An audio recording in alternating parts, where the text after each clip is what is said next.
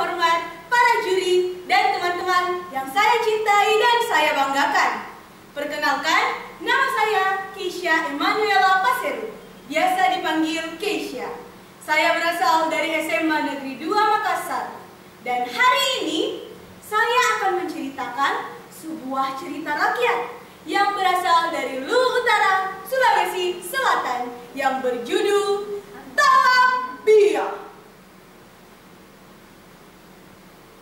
Di Kabupaten Luwu Utara, Sulawesi Selatan, terdapat sebuah daratan yang dikelilingi oleh gunung-gunung dan lembah-lembah yang sangat tinggi, dan di tengah-tengahnya mengalir sungai yang jernih.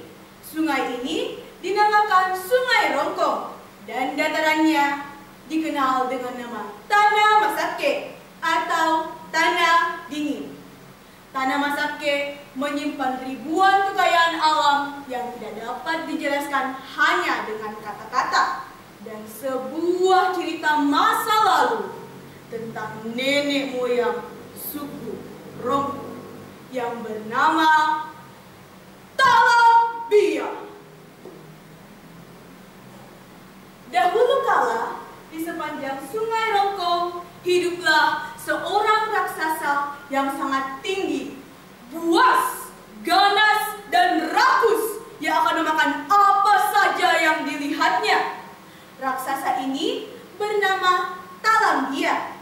Talang Bia tidak akan segan-segan memakan baik hewan di darat maupun hewan di air di sepanjang Sungai Rongkong. Konon, suatu hari Talang Bia mulai turun dari gunung untuk merampas semua persediaan penduduk kampung.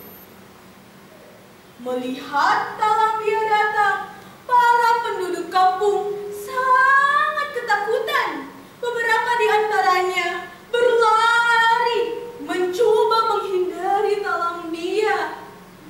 Namun, tidak bagi ibu Tandigau dan anaknya. Tandigau dan ibunya hanya bisa diam dan pasrah menatap Talang Bia datang menghancurkan desa mereka.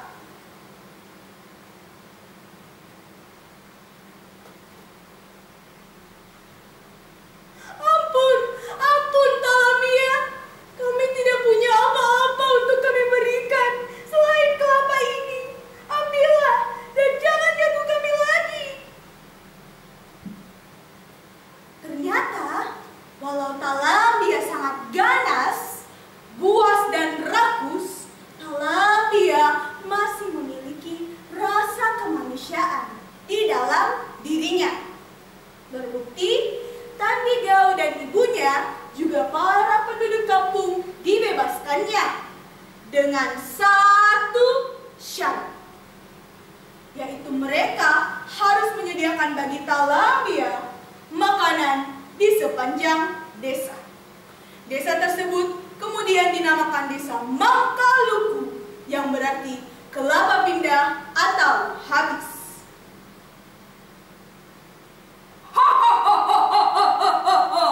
Baiklah, aku akan membebaskan kalian semua. Tapi dengan satu syarat, kalian harus menyediakan bagiku makanan di sepanjang desa. Sejak hari itu, para penduduk kampung mulai membuat dapur-dapur yang besar, kemudian diisi dengan lumbung-lumbung makanan. Namun, sampai kapan ini akan berlanjut? Sedangkan persediaan makanan penduduk kampung sudah mulai habis, dan bayang-bayang kekejaman Talang Bia menghantui mereka. Untuk mengatasi masalah ini, para penduduk kampung mengumpulkan para sesepuh adat, juga tokoh-tokoh berpengaruh. Tokoh-tokoh berpengaruh dan juga sesepuh adat membicarakan bagaimana caranya untuk mengusir, bahkan membunuh Talang Bia.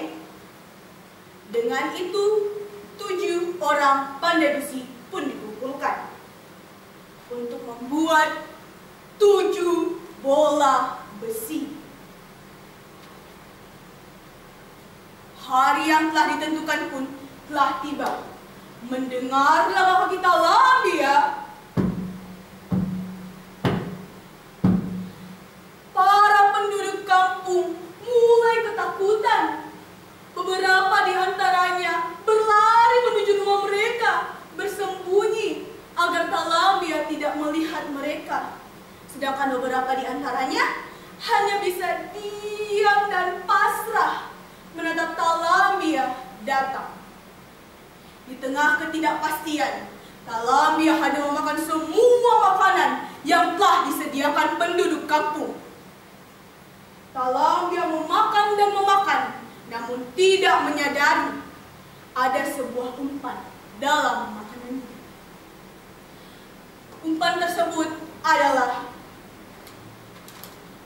7 bola besi yang dibungkus dengan sokok bolong atau beras ketan hitam. Saat Talambia mulai memakan sokok bolong ke dalam mulutnya, Talambia menjerit, memegangi perutnya sembari berkata, perutku, perutku. Talambia mengamuk, menghancurkan sekitarnya, mencabuti batang pohon kelapa, melemparkannya ke segala arah, menghancurkan desa itu. Sebelum berlalu, Talambia mengambil dapur-dapur besar, meletakkannya di atas bahunya dengan menggunakan batang pohon kelapa.